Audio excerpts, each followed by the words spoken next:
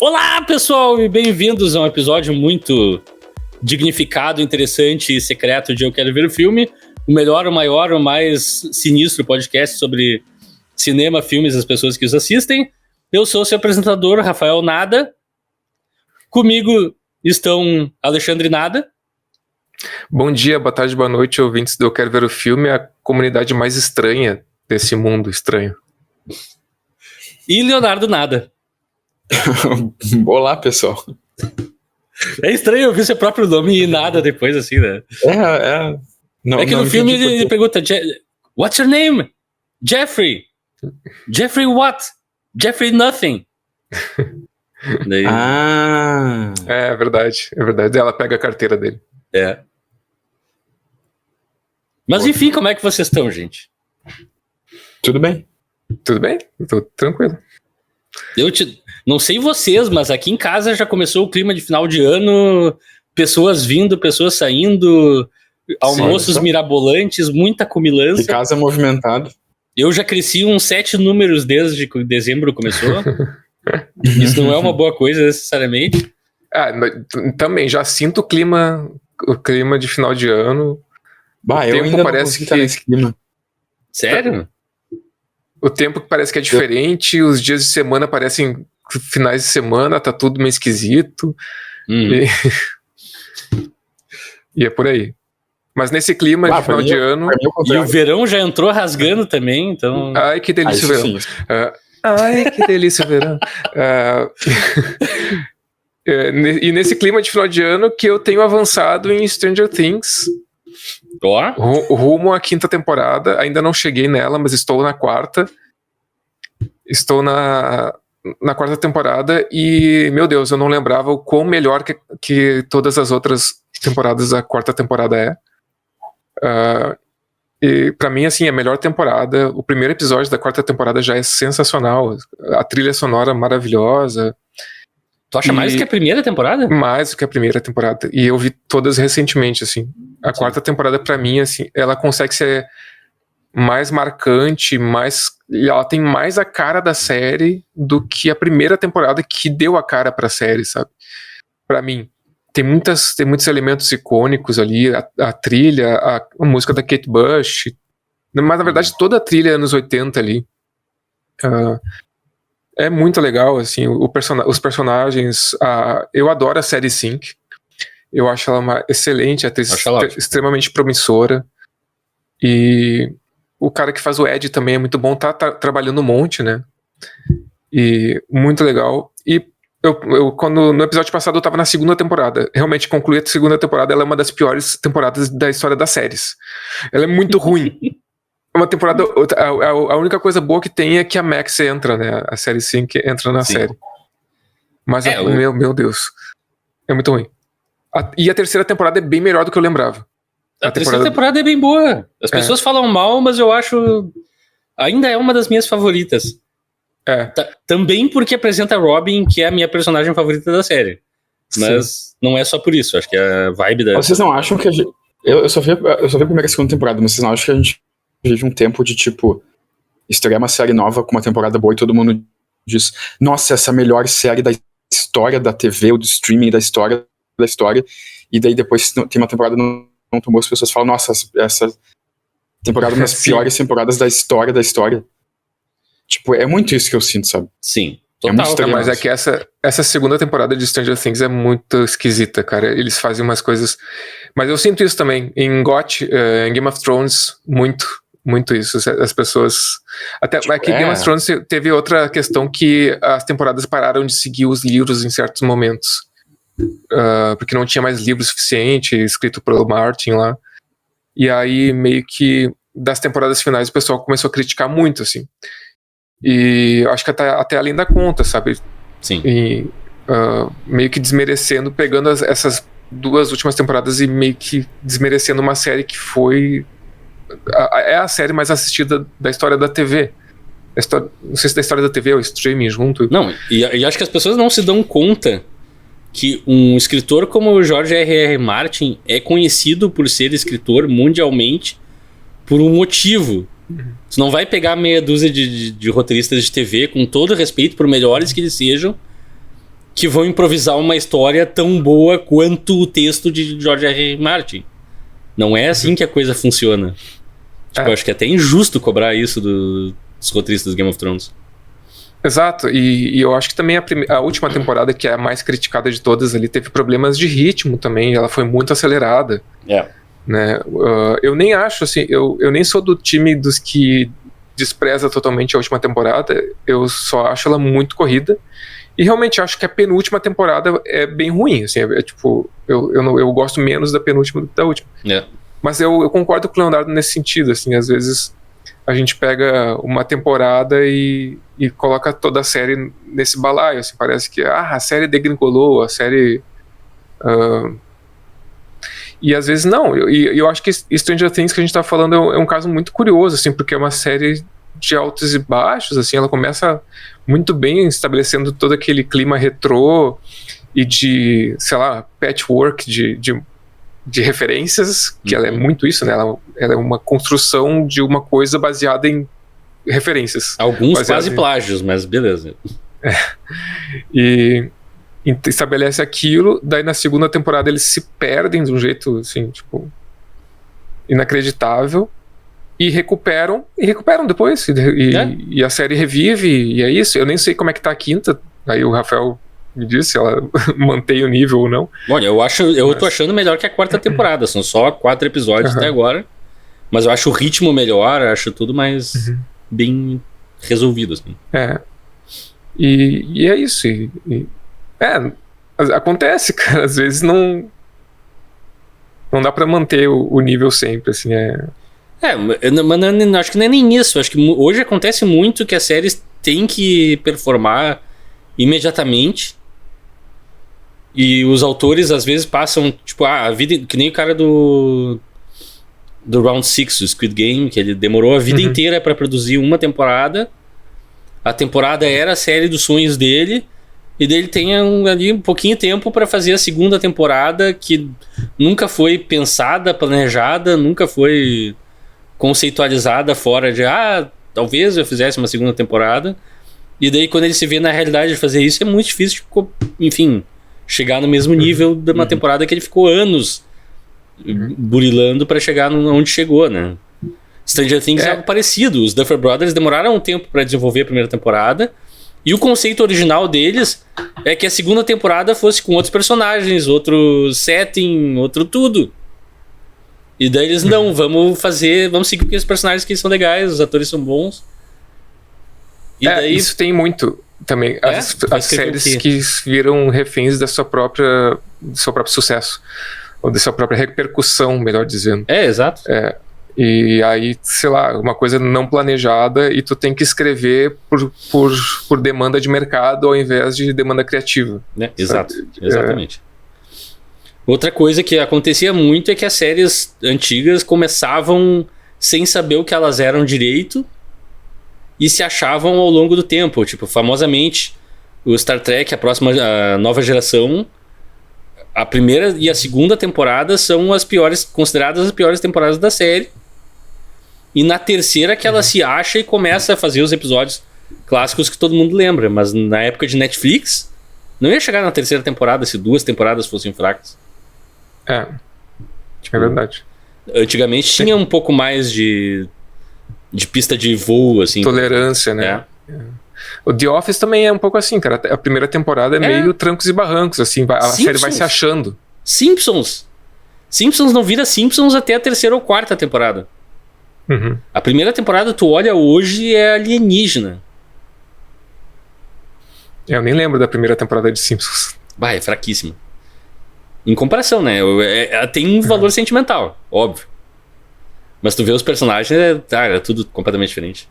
Mas enfim, mais alguma coisa que tu viu, Alexandre? Não, é isso. Eu fui só assistindo essa última semana, assistindo os episódios de Stranger Things, que são bem longos, né?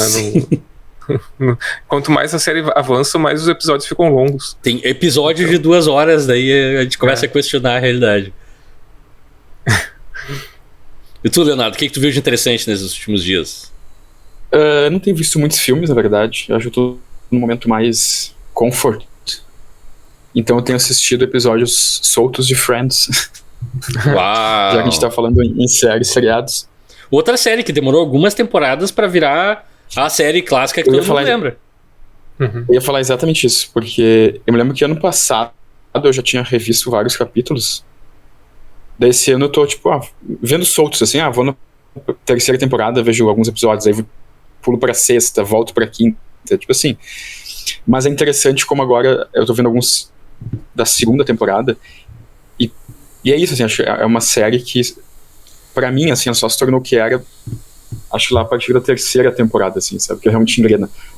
A segunda é boa, mas ela ainda tem um humor que parece um pouco mais ingênuo até, em comparação com as outras, assim. E até parece uma série que não tem um timing de humor tão interessante como a série fica depois, assim. E tinha uma historinha muito novelinha que eles abandonaram também. Tem uma coisa meio novelinha, assim, tipo a Rachel vai ficar com o Ross, mas o Ross tá com outra mulher, e daí não dá, né? E daí isso acho que depois vai ficando uma série talvez até mais com humor um pouco mais ácido, talvez a gente possa dizer isso, assim. Mas eu me lembro que também, uma vez eu tentei assistir a primeira temporada achei meio intragável, assim, eu não consegui assistir. Achei muito parada, assim, muito... Parece que não funcionava muito bem, mas é isso, sabe? Sim. Essa coisa, assim, se fosse hoje em dia, teria uma temporada e teria sido cancelada, assim. Exato. Mas imagina se Friends... Bom, o mundo seria diferente. Se bem que a gente teve isso na época do Netflix. Tem uma série britânica que eu gosto muito. Qual era o nome agora? Com a Sophie Waller-Bridge? Phoebe Waller-Bridge. Phoebe Waller-Bridge. Eu tô errando o nome de todo mundo hoje. Não me... Fleabag. Não, antes disso. Eu sei. Não lembro o nome. É uma série britânica que fala de um grupo de jovens que não tem dinheiro. Então eles se mudam pra um hospital abandonado. Nossa. E é tipo Friends num hospital abandonado britânicos. E é super divertida. Que loucura. Mas assim, acho que são 6 episódios até a temporada, né? Nem 8. É aquela coisa, tu vê que a série não bem se acha nessa temporada. Ela mostra sinais de se poder se tornar interessante, mas não chega lá. E nunca fizeram uma segunda temporada. Não lembro se é Waiting ou Crashing. Crashing. É Crashing o nome. Crashing. Já ouvi falar. Bem legal. Também. Recomendo como uma temporada, assim, mas é aquela coisa que é estranho de recomendar porque é curto, não bem se acha, a série não sabe exatamente o que é e matam ela antes dela descobrir, então é um pouco triste. Uhum. E a Phoebe Waller-Bridge antes da fama dela mesmo, que também é legal de ver. Mas enfim, eu vi coisas um pouco diferentes essa semana. Eu vi Vivo ou Morto, um mistério Knives Out. Tô curioso pra ver se viu? Ou a terceira encarnação de Benoit Blanc, o grande investigador. Esse é o filme, a continuação do Knives Out 1, do Glass Onion, e agora o terceiro. Eu achei ok, tipo, eu não sei se sou eu ou se é o Ryan Johnson. Daniel Craig. Não, o Daniel Craig tá tri bem no filme. Daniel Craig tá bem, não, tá muito bem. E as melhores cenas do filme são com ele e são por causa dele, não é por acaso, assim. Mas o humor do Ryan Johnson não desce mais pra mim. Eu não sei se sou eu que mudei ou ele que tá mais chato. Algo no jeito que ele escreve a história e o jeito que ele coloca a crítica social, eu acho... me irrita, assim, me tira muito do filme. Esse filme também, por algum motivo, na primeira cena que aparece a pessoa que se torna culpada no final, eu disse, é essa pessoa. E daí o filme não me contradisse em momento algum e no final eu acertei. Então, sabe, no filme de mistério, isso pra mim é meio que o beijo da morte, assim. É muito frustrante. Porque o filme acaba sendo muito monótono, uma vez que tu já tem uma teoria e a teoria se confirma sem nenhum grande... meu Deus, tu duvida da tua teoria porque algo muito radical aconteceu. Nada assim pra mim, então... Achei o filme ok, com atuações bacanas do Josh Brolin, do ator principal, que eu não lembro o nome dele, é um cara semi-desconhecido, que tá muito bem, mas ao mesmo tempo eu queria que esse filme fosse mais sobre o Benoit Blanc mesmo, que é o melhor personagem dos Knives Out todos, e toda vez que o filme dedica tempo a não passar tempo com ele, eu acho que enfraquece. Mas enfim, acho que vale uma assistida, assim, com certeza melhor que o Glass Onion, isso eu posso dizer com... Vou dizer que o Glass Onion eu gostei. Eu não acho nenhum dos três ruins, mas assim, eu ainda acho o primeiro filme o melhor filme, e os outros são divertidos, mas são bem inferiores. Eu achei legal, eu achei legalzinho o Glass Onion e gostei do Knives Out. O primeiro parece ter um propósito, sei lá, funciona melhor pra mim. Pode ser nostalgia, talvez, mas eu gosto mais. Mas daí também, nesse fim de semana, eu assisti o 28 anos depois. A continuação de 28 dias depois. Não, a continuação de 28 semanas depois, que é a continuação de 28 dias depois. Eu comecei a ver esse filme faz um tempo, mas eu não aguentei, porque eu não gosto muito da estética do Danny Boyle. Mas agora tem um novo filme, né? Que é 28 anos depois, o Trono de Ossos, é uma coisa assim. O Templo de Ossos. E eu sei exatamente o que eles estão falando. Não saiu ainda, né? Tá em pré-release, eu acho. Mas... Não, é que eu vi alguma crítica em algum lugar dizendo que o filme é insano. E parece insano mesmo. Tô curioso. Eu gostei do 28 anos depois, pra ser bem sincero, assim...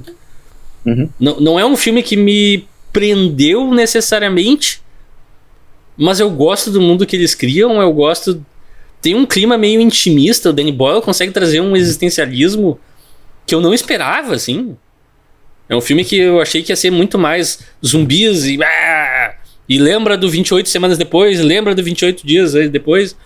Mas não, ele é completamente não nostálgico, é um filme de agora comentando sobre a sociedade atual com um mundo que parece novo, mesmo nesse universo de 3, que é o terceiro filme, né?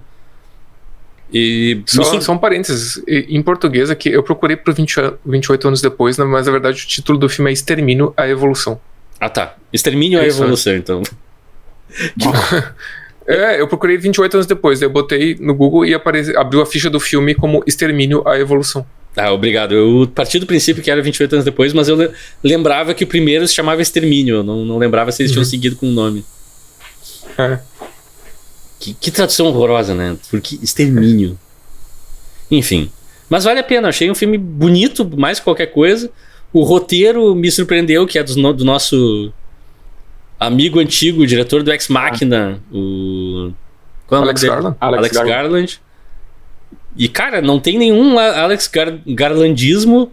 Talvez o Danny Boyle tenha tirado, mas também não tem muitos Danny Boylismos, assim. É um filme bem... Se tu me dissesse que é um diretor estreante fazendo um filme experimental, eu acreditaria, sabe? E tem alguns erros erros não, mas alguns buracos de consistência. Mas é aquele caso que a história eu acho tão bonita que passa por cima, assim.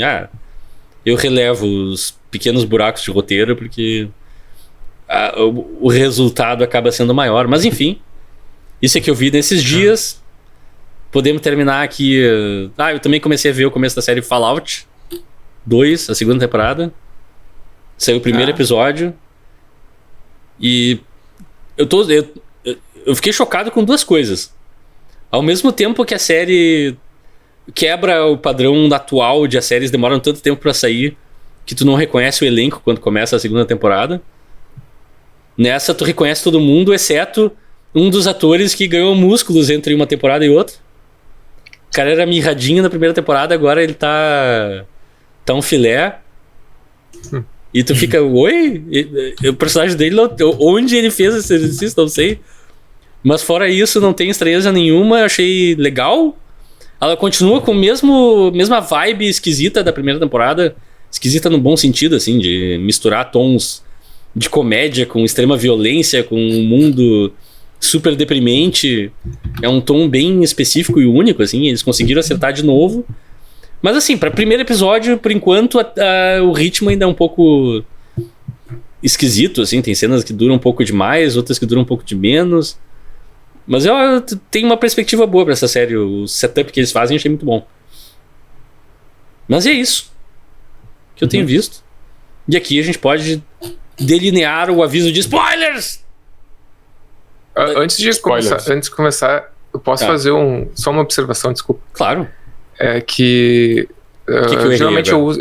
Não errou nada. É que geralmente eu uso esse bloco aqui. Eu tinha esquecido para dar alguma notícia, alguma coisa que tenha saído. E essa semana a gente teve a shortlist do Oscar que foi revelada. Ah, sim? E só que assim, só para dizer, a shortlist do Oscar, ela é presente em algumas categorias. As categorias principais não têm shortlist. Então, elas são reveladas, tipo, melhor filme, melhor ator, atriz. Elas são reveladas direto lá. Eu não sei quando é que vai ser, mas, tipo, quando revelam os indicados. Mas algumas outras, eles fazem uma pré-lista, e foi o que foi revelado. E eu achei interessante destacar, porque o Brasil teve algumas inserções aí nessa shortlist. Obviamente o Agente Secreto, né, que entrou nas categorias de melhor filme internacional. E qual foi a outra mesmo? Não foi ator, porque não tem shortlist para ator. Ah, tá. Mas foram 2 categorias, eu não lembro qual foi a outra. E também teve o filme da Petra Costa, que entrou em melhor documentário. Apocalipse nos Trópicos, né? Um curta-metragem chamado Amarela, dirigido por André Hayato Saito.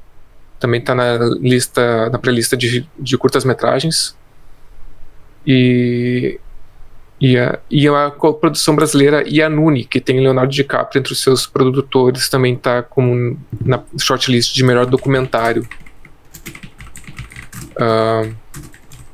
Então... melhor filme internacional... melhor filme internacional, o Agente Secreto entrou, né? Mas não significa, obviamente, o Agente Secreto tem chance em outras categorias ainda, né? Como ator é uma categoria, uma indicação quase certa, e pode entrar para melhor filme também. Tá numa boa posição ali, porque são 10 indicados e tal. Então foi uma boa pré-lista para o cinema nacional. Apesar que eu ouvi, desculpa te interromper, mas só rapidinho. Eu ouvi muita gente criticando que só pode ir um filme porque o Último Azul aparentemente também mereceria uma menção, pelo menos.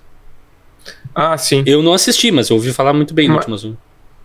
Na verdade, a indicação para filme internacional, o país pode enviar um só, mas não significa que o mesmo filme de um país não possa entrar em outras categorias, entendeu? Mas tipo... Se o filme não foi enviado pelo país como ser o melhor filme, a chance de entrar no prêmio de melhor filme do Oscar cai absurdamente. Eu imagino que sim. Já aconteceu, teve um ano que a França não enviou como é que é aquele filme que a gente fez até episódio, a Queda. Anatomia de uma Queda. Anatomia de uma Queda. Ele entrou no Oscar, foi indicado, e não foi indicado da França a melhor filme internacional. Então, aconteceu isso. E o filme tem que ter uma campanha bem forte, né? Sim. Tem que ter, sei lá, uma campanha e também uma repercussão em outros festivais. Só para não deixar passar, teve um brasileiro, Adolfo Veloso, que entrou na pré-lista de fotografia pelo filme Sonhos de Trem, da Netflix. Massa. E eu acho que é isso. Eu não sei se eu tô esquecendo de alguma coisa. Eu lembro que o Agente Secreto, ele tá em filme internacional, mas eu lembrava que ele tava em outra também, mas... tá. Melhor direção de elenco, que é um prêmio novo. É a primeira vez que vai ter melhor direção de elenco no Oscar, e o Agente Secreto entrou nessa shortlist também. Então tem chance de ser indicado. Massa. E é isso. Eu fico na torcida. Vocês vão ficar decepcionados comigo que sexta-feira eu fui convidado a assistir o Agente Secreto. Só que era um dia que tava muito quente. Sabe aqueles dias que, pelo menos, eu não sei se acontece com todo mundo, mas comigo acontece, que eu fico meio pressão baixa, assim, eu não consigo nem dormir, nem ficar acordado o tempo inteiro. E daí chegou de noite, assim, me disseram, vamos ver o Agente Secreto. Eu não vou conseguir ficar acordado se for no cinema. E acabei declinando, e daí a pessoa que me convidou, na volta, disse, tu perdeu um grandíssimo filme. Tu és um otário, eu ouvi dizer. Então eu também quero dizer que vocês também devem ser otários, porque vocês acharam o filme fraco e as pessoas estão adorando. Não, fraco não. Calma. Eu não achei fraco. Eu achei ok, assim, eu achei ok. É que vocês não pegam as sutilezas de criticar o Geisel. É que não é sutil. É que não é sutil. Aí que tá. É que não é sutil. Pô, eu tento esnobar e levo pancada de volta. Brincadeira. Ué, o último recado é que dia 25 de dezembro estreia Anaconda nos cinemas. E eu vou ver esse filme no cinema porque tem Celton Mello. Ele faz a cobra? Não, ele faz um domador de cobras. Ele disse que ele não viu nenhuma cobra no set. Ele não interagiu com nenhuma cobra no set. É tudo CGI. Tá, sejamos sinceros, né? Por mais que eu seja contra o abuso de CG e tudo mais, eu acho que não expor os teus atores a cobras potencialmente fatais é um plus. Sim. Ou cobras no geral, né? Enfim, aqui a gente começa então o momento spoilers. A gente vai falar tudo a respeito do filme que tá no título aqui embaixo.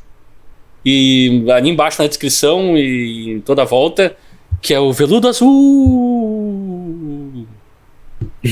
Veludo Azul! A gente vai falar tudo a respeito do filme. Não vai sobrar pedra sobre pedra, veludo sobre veludo, não vai sobrar... Não vou fazer a citação que eu queria fazer. Não vou fazer a citação que eu queria fazer aqui, porque é muito boa, mas o YouTube não gosta, então nós vamos nos controlar hoje. Dirigido pelo pouco conhecido diretor David Lynch, que dirigiu Twin Peaks, Mulholland Drive, que também é conhecido como Cidade dos Sonhos, A Estrada Perdida, Duna, Uma História Comum, enfim, muita coisa boa que eu adoro. Acha que Duna é uma história comum? Não, um filme chamado Uma História Comum. Eu sei, eu já vi esse filme. O cara que dirige um cortador de grama através dos Estados Unidos. O Homem-Elefante, ele também dirigiu, Eraserhead. Pronto, eu falei toda a filmografia do Inland Empire. É, sinceramente, um dos meus diretores favoritos. Veludo Azul é famosamente o filme que ele queria fazer, mas ele cedeu às vontades do estúdio para fazer Duna.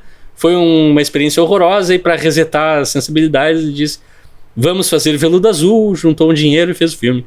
E é isso que nós vamos falar aqui a respeito hoje. Com a ajuda da Heineken, certamente. Com a ajuda da Heineken, não Pabst Blue Ribbon!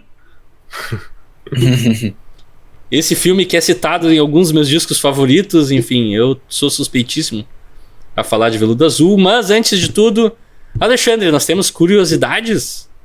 Sim, curiosidades do IMDb.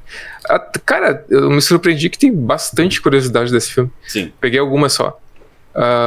Alguns atores que foram considerados para fazer o papel do Frank, que é o papel do Dennis Hopper, eles recusaram porque eles acharam o personagem repulsivo e intenso demais. E aí o Dennis Hopper, para contrastar, ele reportadamente teria dito e exclamado que eu tenho que fazer o Frank porque eu sou o Frank. Nossa. Abre aspas. Em uma entrevista, o Dennis Hopper, ele falou que o David Lynch, ele nunca falava a palavra fuck durante as filmagens. Ele simplesmente apontava a fala no roteiro e dizia essa palavra. E aí o Dennis Hopper riu e disse: ele pode escrever, ele consegue escrever, mas ele não consegue dizer. Ele é um cara peculiar. E aí o David Lynch disse que isso não é exatamente verdade, que ele só não queria carregar muito a atmosfera mais do que já estava. É um papinho, né? O Roy Orbison. Não sei. O Roy Orbison inicialmente rejeitou o pedido do David Lynch para colocar a música In Dreams na cena do bordel. Nossa, que loucura. E o Lynch, mesmo assim, descobriu um jeito legal de usar a música, talvez comprando os direitos. The Candy Color Clown, they call the Sandman. E o Roy Orbison não sabia que a música estava no filme até assistir o filme no cinema, na Califórnia. Aí o Roy Orbison, depois disso, ele filmou um vídeo, um clipe dessa música produzido pelo David Lynch com cenas do filme. Genial. Esse é um caso que, tipo, Se tu tira essa música do filme, tu fundamentalmente altera o filme. E eu entendo por que o David Lynch ia dizer, tá, não licenciamos, dane-se, sabe? Vamos fazer com a música. É uma questão legal, né? Tipo, se o cara não deixou tu colocar no teu filme, eu acho meio... Não, mas eu acho que... Quer dizer, tá, eticamente discutível, mas ele, pelo que tá aqui na curiosidade, ele encontrou um jeito legal. Ele deve ter comprado os direitos da gravadora sem o Roy Orbison saber. Alguma coisa assim, sabe? Mas não tem... eu não sei muito como... Talvez não botando tempo suficiente... É que música em filmes tem uma regra assim, tu não pode botar mais de tantos segundos. E se tu, por exemplo, aquela cena que o Frank canta por cima da música, declama por cima da música, ele tá fundamentalmente alterando a obra. Então aquilo não conta como tempo da música em tela. Conta como uma versão transformativa da música que eles chamam. Talvez seja isso, mas eu tô especulando, não é conhecimento. Também a impressão que me deu é que, tipo, os direitos, ele conseguiu comprar os direitos com alguém sem ter que passar pelo Roy Orbison. Que isso assim. Não tem como, né? Sempre vai passar por ele. Mas enfim, é pouco importante. Mas é isso. O papel do Jeffrey, ele foi originalmente oferecido ao Val Kilmer, que recusou, descrevendo o roteiro que ele leu como pornografia, embora depois ele tenha afirmado que teria aceitado a versão que acabou chegando às telas. Por coincidência, Kilmer estava cotado para interpretar o Paul Atreides no filme anterior do David Lynch, que é Duna, como o Rafael falou. E o papel acabou ficando com Kyle MacLachlan. O gênio. O papel da Isabella Rossellini foi escrito por David Lynch para Debbie Harry. Debbie Harry, também conhecida como vocalista do Blondie. A Harry disse que estava cansada de receber ofertas para interpretar, abre aspas, a esquisita, depois de ter interpretado uma personagem semelhante em Videodrome. Sim. Videodrome, de 83. Eu tenho mania de botar sotaque francês nas coisas. Ela quer saber justíssimo da parte dela, porque esse papel é 100% esquisita. E em sua autobiografia, essa curiosidade é um pouco mais longa. Em sua autobiografia, a Isabella Rossellini falou sobre a sua cena de nudez no gramado de Jeffrey. Abre aspas, gostaria de ter encontrado outra abordagem para a cena em veludo azul. Eu não gostava de ficar totalmente exposta. Eu ficava preocupada com o que a minha família pensaria quando o filme fosse lançado e procurei outras soluções até o último momento. Também porque as pessoas estavam se reunindo ao redor do set para assistir às filmagens. As pessoas apareciam com cobertores e cestas de piquenique, com suas avós e crianças pequenas. Implorei ao assistente de direção que as avisasse que seria uma cena difícil, que eu ficaria completamente nua. Mas elas permaneceram mesmo assim. Saí e conversei com elas pessoalmente, mas elas já estavam no clima de plateia e apenas me encararam sem reagir ao meu apelo e aviso. Fecha aspas. Nossa. E a última curiosidade que tem é que esse filme foi a inspiração para Twin Peaks de 1990. Sim, a grande obsessão de David Lynch com o submundo apodrecido debaixo do ideal americano e da cidadezinha pequena e do que a gente romantiza o Veludo Azul é 100.000% isso. Mas enfim, aqui eu já tô falando coisas que eu devia estar falando no final do episódio. Porque antes a gente precisa saber o que acontece em Veludo Azul, então preparem seus corações, porque quando quando seu pai quando seu pai sofre um ataque cardíaco repentino, o jovem estudante de faculdade Jeffrey Beaumont, eu escrevi errado aqui, retorna à pequena e pacata cidade de Lumberton para cuidar do velho. Um dia, retornando do hospital, ele encontra uma orelha no chão. Ao levar a orelha para a polícia, ele sente o impulso de investigar o que está secretamente acontecendo. E ele fica amigo da filha do policial, a Sandy, que ouviu seu pai falar sobre o caso e o leva até a cantora e performer Dorothy Valens. Ponto final. Após um estúpido plano de se fingir de detetizador, é cheio de palavras complicadas aqui. Jeffrey invade o apartamento, onde descobre que Dorothy teve seu marido e filho raptados e a orelha é do seu marido desaparecido. Ela é ameaçada pelo perigoso Frank Booth. Mas ela acaba descobrindo que Jeffrey está escondido no apartamento dela e começa uma complicada e problemática sequência de encontros com interações íntimas, digamos assim. Eventualmente, Jeffrey é descoberto por Frank, que o leva para dar uma volta no Wild Side, que nem o Lou Reed faria, exatamente. Onde violência, Roy Orbison, palhaços coloridos são lugar comum. Assustado, aonde sua obsessão o leva, Jeffrey resolve entregar tudo o que sabe para a polícia e se distanciar do caso. Porém, Dorothy aparece na sua casa, um mundo colidindo no outro, aquela coisa toda, desnuda, como o Alexandre falou ali, essa cena inclusive, e Jeffrey se vê tendo que confrontar Frank diretamente.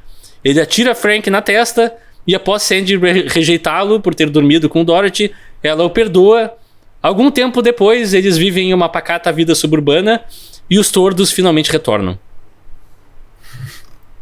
Fim. Robotizados e feios, é uma coisa genial aquele final do filme.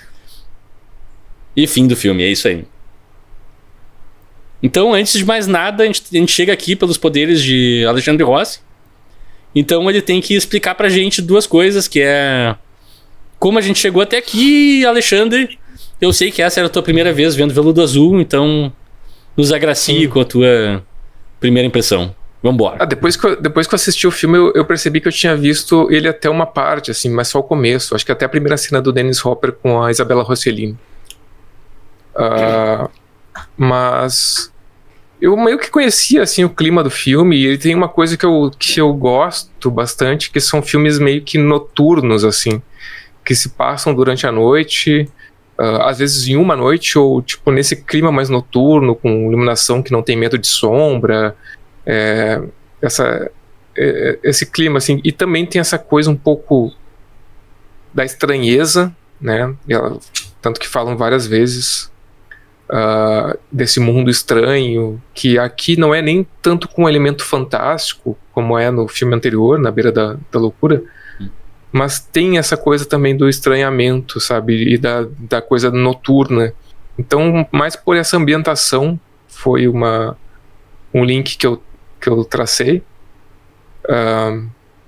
E também tem a Laura Dern, que é o link com o Jurassic Park. Desculpa, só rapidinho, porque tu acabou sendo brilhante nos teus links, porque não só esse temático super funciona, obviamente, isso eu já sabia, e aprovei tanto que chegamos até aqui, mas não sei se vocês se deram conta. Eu me dei conta. A tia do Jeffrey Beaumont é a atriz Frances Bay, também conhecida como... Leonardo, pode falar agora? A senhorinha da hospedagem do A Beira da Loucura. Exatamente. Eu não sabia. Sim, eu fiquei muito impressionado. Sim, eu fiquei qual é a probabilidade disso acontecer como... Nossa, eu poderia ter simplificado muito o meu link. Daí não seria tão legal. Não, é legal porque legal tá essas duas coisas, né? Foi genial. Eu vendo o filme, eu fiz o gif do Leonardo DiCaprio apontando pra tela. Tu apontou pra tela? Sim.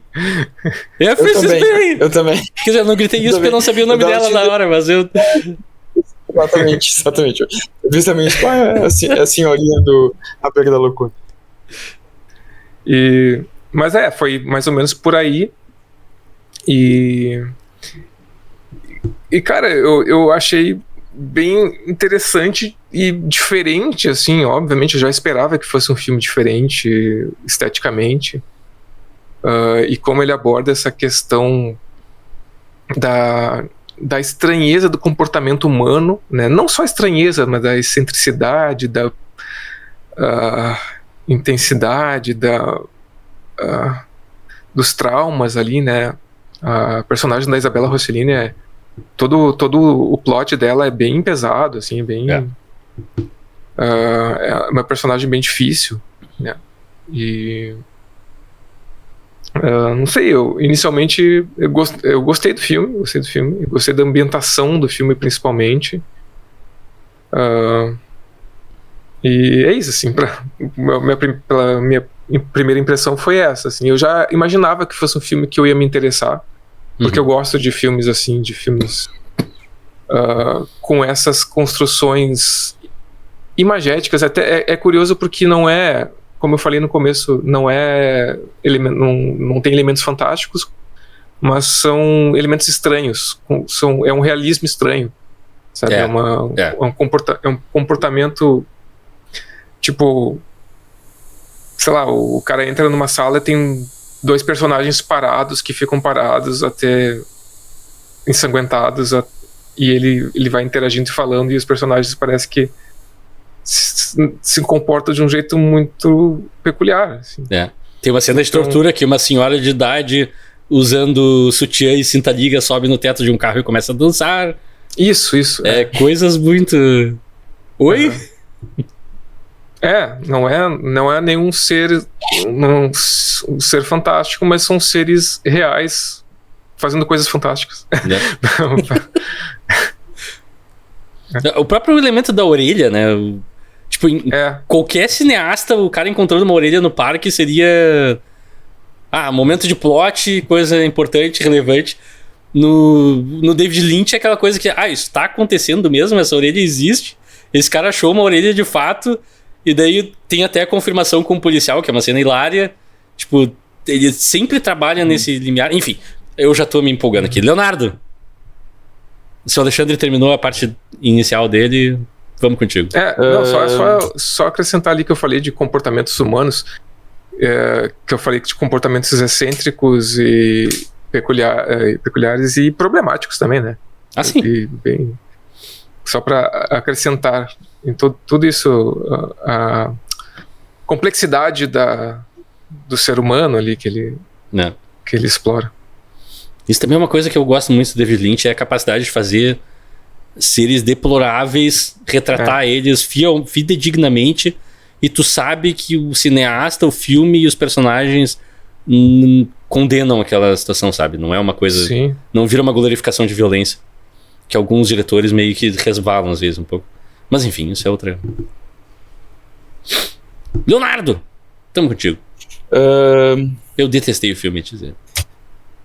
Não, eu já tinha visto esse filme antes, faz um bom tempo, assim. E eu tinha achado ok.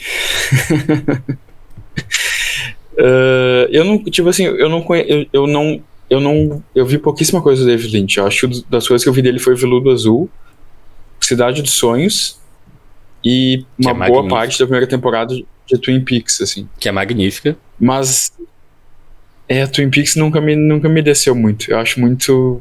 Me causa um certo desconforto. A gente tinha que te confrontar com Twin Peaks pra te esperar isso, mas enfim. Isso é outro debate. Eu sei que tem muita gente que gosta do David Lynch, curte filmes dele, mas não é um tipo de diretor que me pega muito, assim. Eu acho que as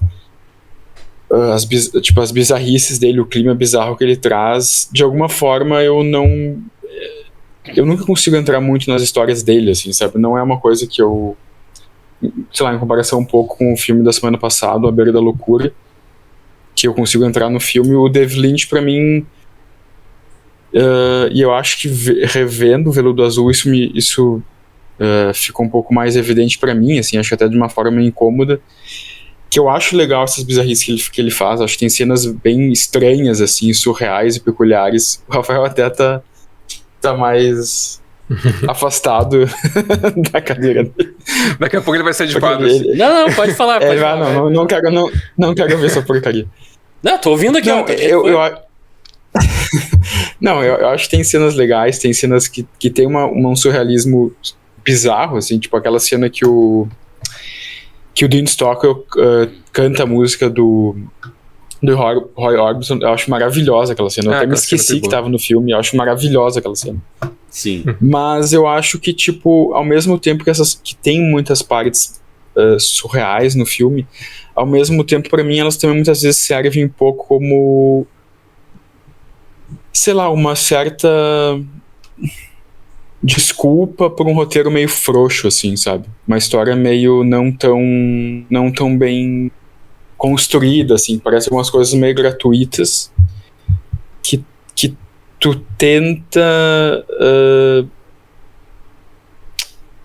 tenta daí levar ou deixar mais de lado por causa, porque é um filme estranho, porque é um filme meio desconstruidão, é um filme bizarrinho, e daí parece que as coisas que não fazem muito sentido na história, ou que não são tão bem explicadas ou tão bem construídas, elas ficam em segundo plano, assim.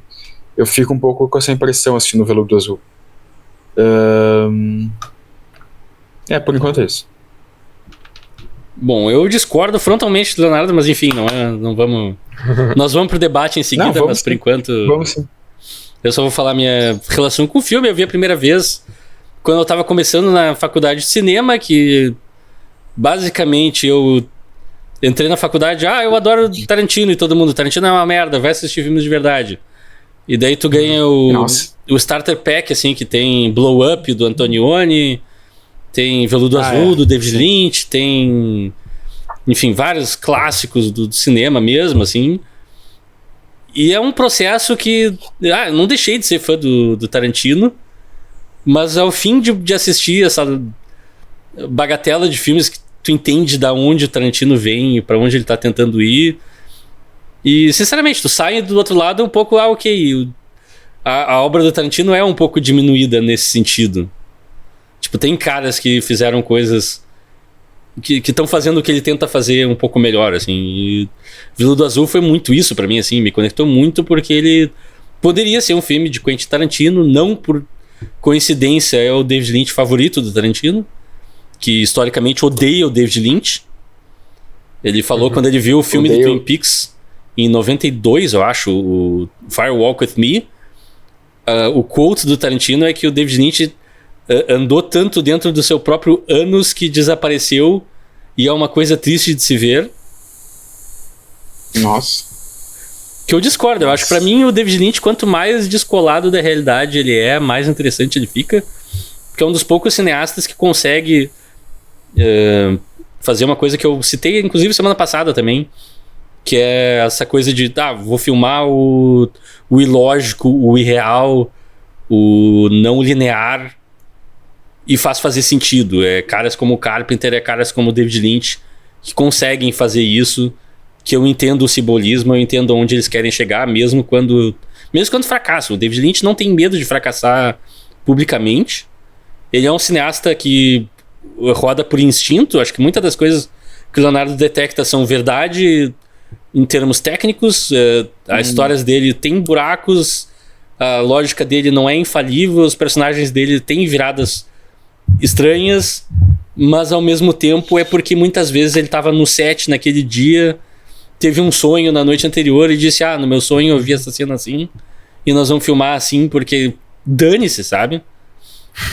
E ele, pra mim, ele acaba chegando numa verdade cinematográfica assim que poucos cineastas chegam. Tudo isso pra dizer que quando eu vi Veludo Azul a primeira vez foi uma coisa que no primeiro momento eu não entendi direito o propósito, mas eu adorei todos os pedaços individuais. E ao longo dos anos, assim, por ter visto coisas mais complexas, coisas mais introspectivas, mais até filmes mais simples do próprio David Lynch, eu me dou conta o quão simples esse filme é, na verdade. Ele não tem muitos subtextos. O subtexto que tem a Laura Dern dizendo, esse é meu sonho, é isso que meu sonho significa, em letras garrafais no meio do filme, pra te entender o final. Por algum motivo foi sutil demais pra mim quando mais jovem, mas hoje eu gosto, assim, porque justamente essa é o filme que é basicamente a tese central de um cineasta, assim. Como eu falei, a sobreposição de dois mundos paralelos que a gente tem dificuldade de interpretar como o mesmo mundo, e de fato eles são. O filme que começa com uma cena que conta também a sua tese principal imediatamente, que é o cara tendo ataque cardíaco no subúrbio perfeito americano, o cachorrinho bebendo a água do negócio, é uma visão estranha, e daí a câmera dá zoom na grama, a gente tem os insetos embaixo. É literalmente que a gente tá vendo um filme inteiro, assim. Mas sim, exato. Mas, cara, eu acho muito bom, assim, é muito cinema. É um filme que merece ser visto no volume alto, numa tela grande e ser celebrado, assim. Eu acho que é um tipo de... até uma certa inocência de... nós vamos contar essa história, começo, meio e fim. Ela te leva numa jornada, te faz sentir coisas que tu não esperaria sentir nesse tipo de história, especificamente. E no final tu é uma pessoa tão transformada quanto o personagem principal. Isso pra mim, assim, não tem valor. Nossa. Não tem valor, assim, é uma coisa surreal. Eu acho muito bom. E esse é um dos filmes, pra mim, mais importantes do cinema, talvez. Putz. Ó. Mais importante que o Paixões Unidas? Um pouquinho, não muito, né? Então, o Baggio, por exemplo, é mais importante. Ele... Baggio. Pô, Divino Codino. Divino Codino. Mas é isso, cara. Revendo esse filme, eu já tinha visto esse ano esse filme. E revendo de novo, eu tive uma... não vou dizer uma leitura diferente, porque a minha leitura pra esse ano não mudou. Mas, tipo, a sensação de prazer de assistir foi muito maior. Parece que, assim, eu tava com ele fresco na memória ainda e refrescar de novo beneficia o filme, assim, de alguma maneira. Não são todos os filmes que eu posso dizer isso. Mas, enfim, acho que aqui a gente pode começar a discutir coisas mais específicas. Não, eu concordo, eu entendo o que tu tá falando. Eu entendo esse teu encanto pelo filme, sabe? Mas eu acho que é uma coisa muito... talvez de cada um, claro, assim, sabe? Eu entendo que, tipo... Eu assistindo o filme, eu também fiquei muito... Eu não sabia que o David Lynch era mais... que ele mais improvisava, assim, na hora de filmar ou de desenvolver a história dele, mas eu fiquei muito com uma sensação parecida, assim, sabe? Que ele tem essa coisa, assim, de colocar elementos, colocar ferramentas nos filmes dele, mas não necessariamente ele quer explicar aquilo, mas não, ao mesmo tempo não necessariamente ele consegue, sabe? Eu acho que tem algumas... Porque é que, assim, se tu parar pra pensar, tipo, o Jeffrey encontra uma orelha no meio do mato. Tá, mas por que essa orelha foi parar no meio do mato? Os caras cortaram a orelha do marido da Isabella Rossellini, por que ela tá ali no meio do mato? Tipo, num filme mais convencional, exato, a gente teria explicação de, tipo, por que a orelha está ali no meio do mato, né? Tu teria uma cena em flashback deles atacando o cara no parque ali. Exato. Mas no David Lynch ela só tá ali, entendeu? Ela só tá ali, tipo, porque sim. É que, sei lá, é que outras coisas, tipo, por que o Jeffrey fica tão obcecado em saber o que aconteceu, e a própria, pra mim, assim, a própria relação dele com a Isabella Rossellini não, com a Isabella Rossellini mesmo, pra mim é um pouco, tipo, também, assim, em parte eu entendo porque ele quer aquilo, porque ele é um jovem meio na dele, ele tá numa época de vida, ele quer algum mistério, ele quer descobrir uma coisa nova, ele quer se envolver em algo excitante, só que ao mesmo tempo eu também acho construído de uma maneira meio superficial, assim, entende? Só que eu não acho necessariamente que não funciona o que é ruim. Eu entendo que é um pouco o estilo do David Lynch, assim, eu acho que ele não é um roteirista que procura tanta coesão, só que mais... ou um diretor que procura tanta coesão, mas procura mais vibes. Ele é muito mais vibes. Coisas estranhas. Não necessariamente coisas estranhas. Eu acho que se torna estranho porque ele faz associações incomuns. Mas ele não tá necessariamente tentando retratar coisas estranhas, assim. Eu acho que é muito mais... Quer dizer... eu acho que é muito... Eu acho que é mais um olhar sobre o comportamento humano do que uma coesão narrativa que ele procura ali, né? E às vezes a gente... É que também tem muito da nossa bagagem, assim, aí eu tô falando de mim, da gente esperar alguma coisa, esperar uma certa narrativa. Esperar uma certa essa coesão. Que é o tipo de coisa que eu gosto mais, entende? Também tem isso. É o tipo de coisa que eu gosto mais. Quando... assim... Tipo, é isso, entendeu? Sejamos que eu gosto. Sejamos sinceros, eu sou o fanboy de David Lynch aqui. Se tu me disser que metade das pessoas do planeta, ou mais, não suportam os filmes dele porque... Não porque seja... Não quero ser elitista aqui, não é isso. mas porque as pessoas não conseguem se conectar, eu vou dizer que eu entendo, cara. Faz sentido, óbvio. Não é uma coisa não é que não, inerentemente conectável para a maioria das pessoas. E eu, de novo, não quero soar elitista aqui. Não é mais ou menos que qualquer outro filme. É que não é que seja mal feito ou coisa, não é isso. É só que, tipo, que realmente é o tipo de diretor que tu não se... Pra mim, pelo menos, não é um diretor que eu consigo me conectar, assim, exato. Sabe? Tipo, o Twin Peaks foi isso. Cidade dos Sonhos também, assim. Eu acho que acaba ficando num patamar, assim, num nível muito até aleatório, assim. E daí, pra mim, isso não... Pra mim, isso fica muito numa vibe, assim, meio que vale tudo. Então, se vale tudo, meio que nada vale, assim, também. Foi uma coisa pra mim meio... Vou dizer que em comparação ao filme anterior que a gente viu, eu acho esse filme, o Veludo Azul, um filme com partes instigantes, assim. Ele é fragmentado nesse sentido de, tipo... Acho que até vocês já falaram sobre isso. Que ele tem algumas... essas construções estéticas que as interações, muitas vezes, são, assim, inesperadas, né? E isso instiga, sabe? Tipo... só que ele fica, assim... Pra mim, às vezes algumas coisas me pegam, às vezes, tipo, que legal, tipo, no sentido da curiosidade, do inusitado, de não saber o que vai acontecer. E outras me causam estranhamento, não no bom sentido, assim, no sentido de... por exemplo, a relação dele, do Jeffrey com a Sandy, é tipo uma relação instantânea ali, tipo... eles conhecem, vamos investigar esse caso, esse crime aqui, tamo junto. Eu gosto muito das relações desse filme, mas eu vou discorrer sobre isso em breve. Não me incomodou tanto, mas eu achei, tipo, beleza, a gente tem que comprar isso. Agora, em comparação ao filme anterior, do Carpenter, por algum motivo, que eu falei no episódio anterior que isso era uma coisa que me intrigava, do porquê as coisas me pegavam ou não, do porquê as coisas funcionavam ou não com pessoa X e pessoa Y, e é uma coisa que eu não consigo entender, às vezes, porque os elementos fantásticos do Carpenter na construção da Beira da Loucura, eles me fizeram entrar muito mais na história e naquela proposta diferente, daquela proposta estética, daquela estranheza, do que nessa do Lynch, que eu entrei em certos momentos. Eu acho que eu me senti mais fragmentado na minha percepção desse filme do que no filme anterior, que eu senti uma coerência do início ao fim, assim, tipo, uma coerência na incoerência, uma coerência na excentricidade. E foi um pouco isso, assim.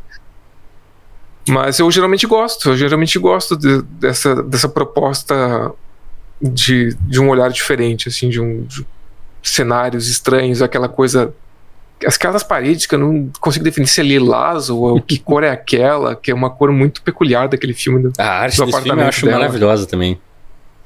Tipo, os sets são todos memoráveis, são espaços interessantes. Não são realistas. Aquele apartamento não faz sentido porque a gente vê de fora. Aliás, o prédio, eles dizem que tem 7 andares, mas tem 4. Tem um monte de bizarrices que não fazem sentido e... Sabe... Não sei até que ponto é proposital, até que ponto é acidental. No começo do filme ele descobre que ela mora no 7º andar, daí eu fiquei pensando, mas tem vários apartamentos no 7º andar, porque ele sabe. Daí tem um quadro na entrada do prédio com o nome das pessoas e o apartamento que elas moram. Tipo, aqui tu não vai ver isso. Não, a realidade é que esse filme ocorre é só o suficientemente fora da nossa realidade pra ser esquisita. Que tem esse tipo de coisa, tipo, todo mundo tem o nome de estado no prédio, que mesmo com caixas postais com nomes e coisas, eu nunca vi daquele jeito, mas enfim. O cara usa uma câmera numa caixa de sapatos, casualmente, assim, só aparece no flashback como algo que acontece normalmente e ninguém questiona, e tu fica, como assim? Esse cara é um estudante de faculdade, o que ele tá fazendo? Mas isso já me fez... Oi, diga. Não, eu só voltar rapidinho no que o Alexandre falou da relação do Jeffrey com a Sandy, que, sim, eu também acho que é uma relação um pouco construída de uma maneira, não gratuita, mas assim, ele tem que se apaixonar pela guriazinha bonitinha, boazinha, mas é que eu acho que isso é um pouco, talvez o que me incomode no Lynch, embora eu entenda, assim, nesse filme, que tem o conceito de, o Jeffrey se apaixona pela Sandy, que é mais a luz, a iluminação, e também pela... como é que é o nome da Isabella Rossellini no filme? Dorothy Valens. Dorothy Valens, que é a parte mais da escuridão e tal, meio que esse contraste, que eu entendo, eu acho que como conceito também funciona, assim, sabe? Eu acho que fica bem evidente, mas eu acho que como conceito funciona, assim. Mas isso também que o Alexandre falou, que tem momentos do filme que ele se engatou mais e outros menos. Eu vou dizer que também a impressão que eu fiquei do filme, pra mim, assim, eu acho eu comecei a realmente entrar mais no filme, engatar mais no filme, acho que a partir do momento que o personagem do Dennis Hopper leva o Kyle MacLachlan e a Isabella Rossellini pro bordel, assim, que depois tem a cena da tortura e tudo mais. Eu fiquei um pouco com a impressão de que ali o filme parece que ele tá mais confiante em si mesmo, assim, sabe? Acho que parece que antes o próprio Lynch tava... Minha impressão, assim, ele tava meio que tateando, assim, sabe? À medida que a gente vai vendo a história acontecer, também parece que o Lynch tava ali também descobrindo um pouco a história, assim, sabe? O que eu acho legal. Eu acho legal essa coisa, assim, tipo... o filme, ele vai num crescendo, assim, ele vai adquirindo um pouco mais de estofo, assim. Eu ia dizer que eu não discordo nesse sentido, até porque eu acho que ali o lado submundo e mais trash e mais mágico, o mundo mais mágico desse filme é talvez o que anima o David Lynch na história mesmo. Mas eu tive uma leitura bem diferente, assim, do personagem do Jeffrey, pra mim.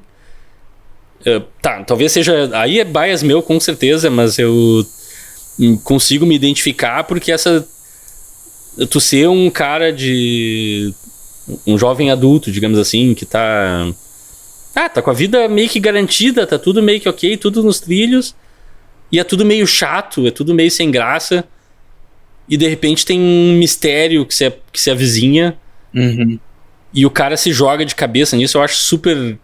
Claro, ninguém não, mas eu não faria o que esse cara faz nesse filme, óbvio. Porém, eu entendo o impulso que leva a isso, sabe? E eu gosto muito que esse filme pega um impulso humano básico e vai extrapolando ele até o cara dizer, não, agora eu vi demais, agora tá bom pra mim.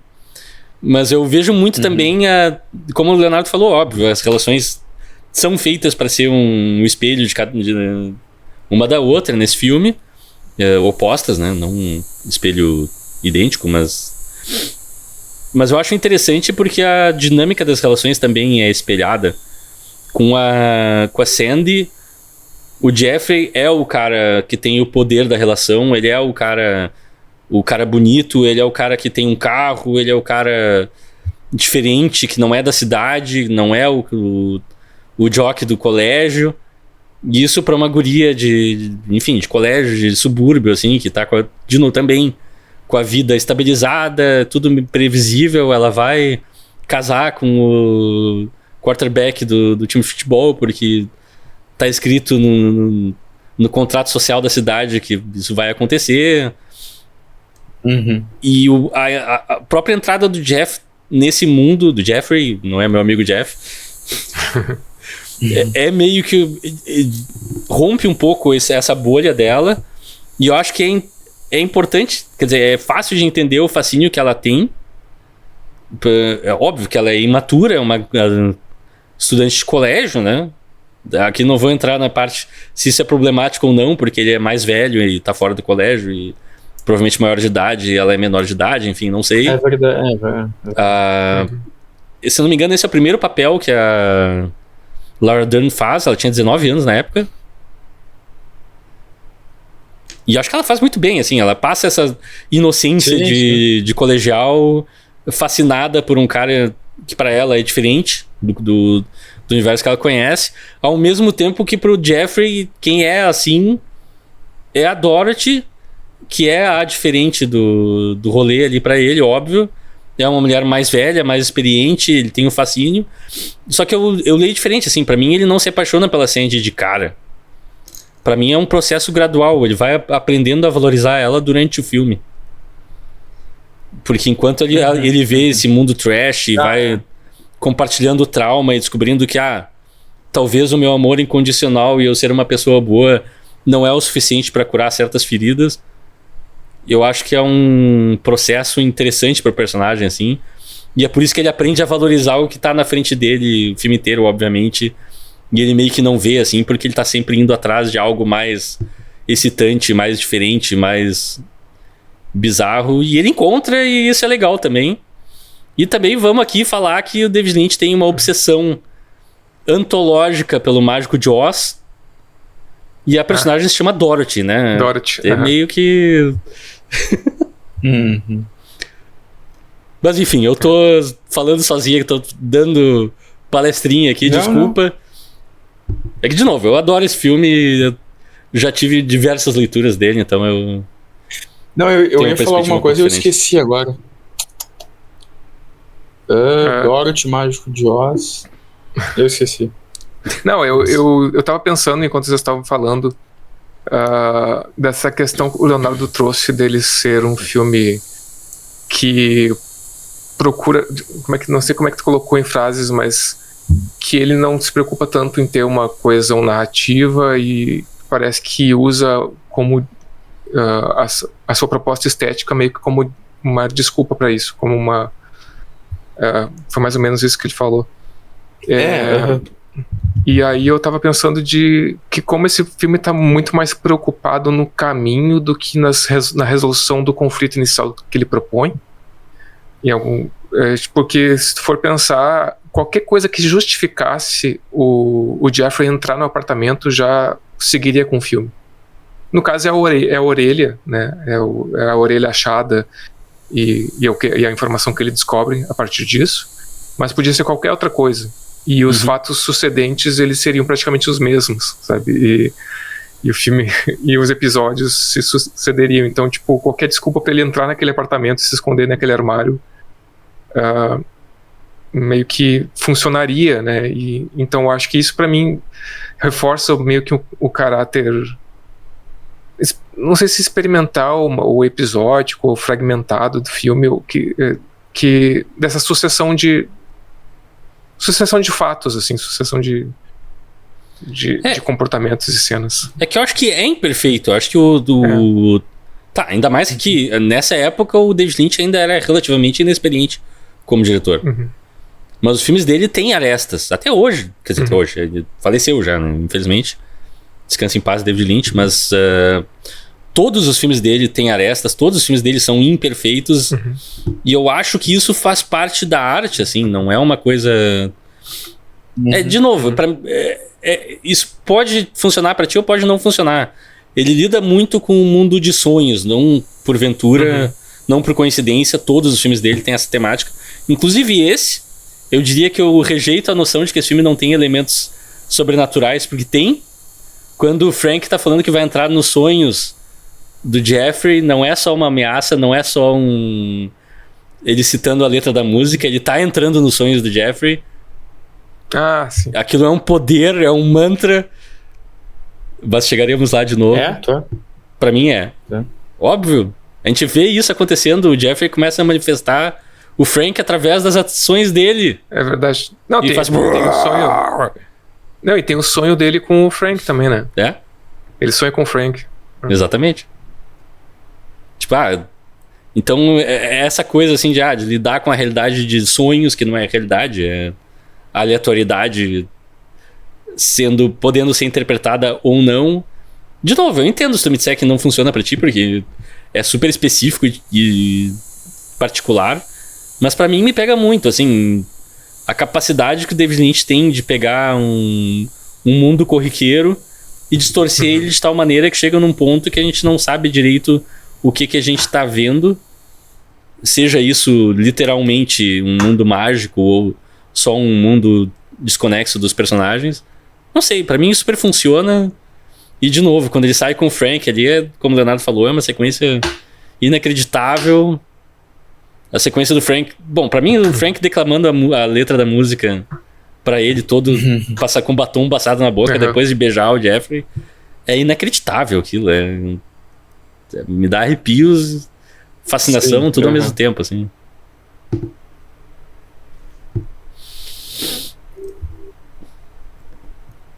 E é aquela coisa, né? Num filme normal, como o setup é ele encontrar a orelha, a resolução do final do filme seria ele encontrar o dono da orelha e restabelecer a vida da Dorothy, e daí todo mundo vive feliz pra sempre. E nesse filme... É legal que isso acontece. A resposta da orelha vem rapidíssimo. Em não sei, menos de 1 hora de filme a gente sabe de quem é a orelha. E isso não é importante. Sim.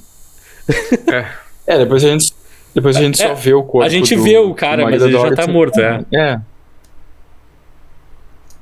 E o Homem Amarelo, naquela cena que a gente vê os dois, o que ele tem? O Homem Amarelo é o... Ele tá parado daquele jeito. Porque bateram na cabeça dele e expuseram pra parte do cérebro dele. E ele tá em choque ainda. É muito estranho aquela cena. É que ele tá semi-vivo ainda, não 100% morto, mas num estágio intermediário. Não é realista, nem um pouco. Mas é legal, é bizarro. Me lembra muito uma cena do Hannibal, que o Hannibal tá comendo o cérebro do Ray Liotta, e é uma coisa parecida também. O Ray Liotta tá com o cérebro exposto e semi-vivo, semi-consciente, mas não é mais a mesma pessoa. Essa cena é surreal, assim, meu Deus. Mas vocês entenderam qual a relação do Homem Amarelo nesse filme? O que ele Como assim, a relação do Homem Amarelo?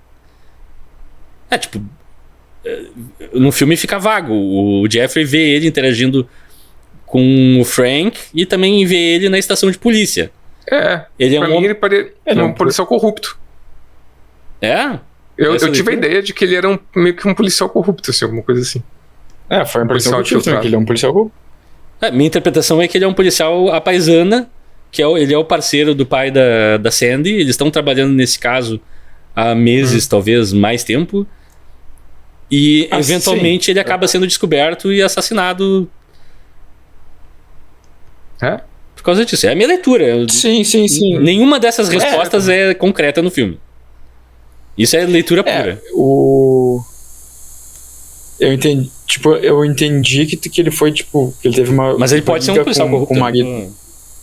Não, isso pra mim sim, ele é um policial corrupto. Ele é o cara que faz as negociações com o Frank, mas que também ele é um policial, mas que ninguém sabe que ele é corrupto. O pai da Sandy não sabe que esse parceiro dele é corrupto. Não, eu acho que ele tá à paisana pra enganar o Frank e conseguir informações e daí conseguirem prender o Frank.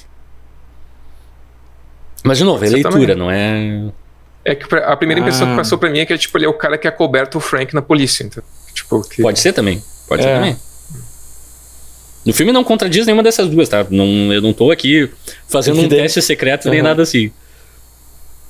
Que daí pra mim na cena ali com o marido morto da Isabella Rossellini, pra mim, é uma cena que eu acho que os dois... A impressão que eu tive é que os dois brigam e daí os dois morrem. Mas, se bem que o marido da Isabella Rossellini ele tá preso na cadeira ou não? Ele tá amarrado aparentemente sendo torturado. E alguém, em algum momento, bateu na cabeça do policial. Quem? Não sei. O Frank não tá nem lá e a Isabella Rossellini... A TV tá destruída, né? Eu pensei que, de repente, o marido da Isabella Rossellini jogou o policial corrupto na TV, por isso ele quebrou a cabeça. É capaz de ter sido a própria Isabella Rossellini que fez isso. Pode ser. Por isso que ela aparece nua e ensanguentada na frente da casa dele? Sim. Mas enfim, tem diversas possibilidades. Isso eu tô só perguntando. Nada disso é dito explicitamente pelo filme. As coisas só aparecem. Sim. E eu não tenho respostas objetivas, eu só tenho a minha interpretação, assim. Não sei, eu gosto de pensar que ele é um policial normal. Tanto que tem aquela cena que eu gosto muito, que o Jeffrey vê o Homem Amarelo na estação de polícia, fala pro pai da Sandy, que meio que reage de uma maneira assim, meio...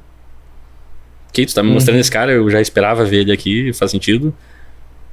E depois, quando eles estão na casa do policial, e chega o Homem Amarelo, o pai da Sandy só olha pro Jeffrey e diz: te controla, meu. Não faz nada, não faz nada. Fica quieto. Sim. Então, boa aquela cena.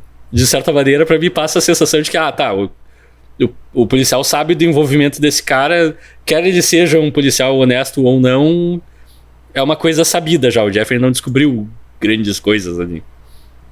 Aliás, é difícil saber se o que o Jeffrey descobre de fato ajuda a polícia ou não. Se é prova ou não também. Isso é a coisa que acho que entra nessa questão que o Leonardo fala aqui. Ele fala que ele não pode falar porque ele descobriu ilegalmente as informações. E tem essa questão legal de descobrir ilegalmente. Sim, mas eventualmente ele conta tudo pro pai da Sandy. É que pro pai da Sandy ele mostra fotos, né? E daí, tipo, o pai da Sandy não revela muita coisa. Talvez corrobore um pouco com a teoria do Rafael, porque, na verdade, o Homem Amarelo é um policial infiltrado, né? Por isso que o pai da Sandy não revela tanta coisa pro Jeffrey. De fato, eu acho que o Jeffrey ele tem esse papel de detetive, mas não necessariamente ele descobre coisas que acabam sendo de fato... Ele acha que talvez as coisas que ele descobre sejam mais relevantes do que elas de fato são, né? Mas acho que é muito mais sobre a jornada interna dele descobrindo essas coisas e como elas afetam ele do que qualquer outra coisa, na verdade. Esse filme me lembrou muito o Mistério de Silver Lake, né? Que tem umas pegadas muito parecidas, assim. Que também é isso que tu falou antes no episódio, Rafael, que é um cara meio... tá ali com a vida dele meio parada, ou meio... ele é meio meh. E daí acontece um mistério e ele se joga naquele mistério como, tipo, pra dar um tempero pra vida dele, né? E as coisas que ele descobre são muito mais também sobre ele do que... exato. Do que necessariamente alguma ingerência que ele vai ter em cima daquilo. Né? Apesar que ele descobre que a guitarra do Kurt Cobain está preservada por um milionário. É verdade. Não, aquele filme é muito bom. Compositor milionário. Mas sinceramente, eu gosto muito. O Mistério de Silver Lake me pegou muito por causa disso também, esse impulso... Que é o mesmo impulso. Sim, total. Cara, vai por outro caminho e chega num outro lugar, é outro filme. Mas eu acho muito legal também. Me pegou muito. Muito por motivos parecidos, assim. A gente vai ter que falar da cena do Dean Stockwell cantando Roy Orbison, né? Óbvio! Porque, loucamente, quando é a melhor cena do filme. Eu já tinha visto esse filme, e daí quando ele pegou o microfone pra tocar, eu não me lembrava. É uma lâmpada, não é um microfone. Não, mas é um microfone também, cara. É uma lâmpada com microfone. Eu achei que era só uma lâmpada que ele botava no rosto. Não, uma lâmpada com microfone, tanto que a voz dele fica... não. Não, ele só tá... Não, mas ele pega o microfone. Ele tá dublando só. Tá dublando. Não, mas ele pega o microfone, sim. É lip sync, né? É isso. Lip sync. Porque quando essa cena começou, eu até aumentei o volume da TV porque eu não lembrava que essa cena tava no filme. Eu pensei, como é que eu esqueci que essa cena tava no filme? Com uma cigarrilha na mão. É uma atuação incrível. Tipo, ele só aparece nessa sequência de Stockwell, mas assim, é muito icônico. É muito icônico. Muito bom. Ele é muito bom e... Como tu falou, assim, todo lugar tem aquele clima de... Que é ali que tá sendo mantido em cativeiro o marido e o filho... Não, pelo menos o filho da Isabella Rossellini. O marido a gente não sabe ainda. Que ela vai ver, aliás, é uma cena assombrosa, assim. Que ela tá falando com a criança, a gente não vê, só ouve. E é super... E daí tem essa festa super decadente, com pessoas questionáveis, digamos assim. Bizarríssimo. Umas senhoras deslocadas completamente. Todo mundo, eu parto do princípio que esteja chapado absurdamente ali. E chega o Frank, que eu acho muito fascinante o personagem do Frank nesse filme, porque ele é deplorável, ele é um vilão e tudo mais. Mas ao mesmo tempo eu acho que eles fazem muito bem de retratar esse cara como um cara que é emoção pura. Ele é um nervo exposto. Sim. Tudo é intenso pra ele. O jeito que ele experimenta, a experiência que ele tem com música é uma coisa além do normal, assim, ele precisa daquilo de uma maneira fundamental. E esse momento, assim, que ele põe pra tocar aquela música e o Dean Stockwell performa a música pra ele e ele leva ele às lágrimas, é inacreditável. É cinema puro. E tu vê como ver como aquilo perturba o Frank de alguma maneira que a gente também não entende exatamente porquê, né? Ele fica brabo também, mas ele também quase chora, né? Tem ali, sei lá, não sei. Um pouco porque ficar brabo é a interação que ele conhece com o mundo, né? Sim, também. Tudo que ele faz é ficar brabo.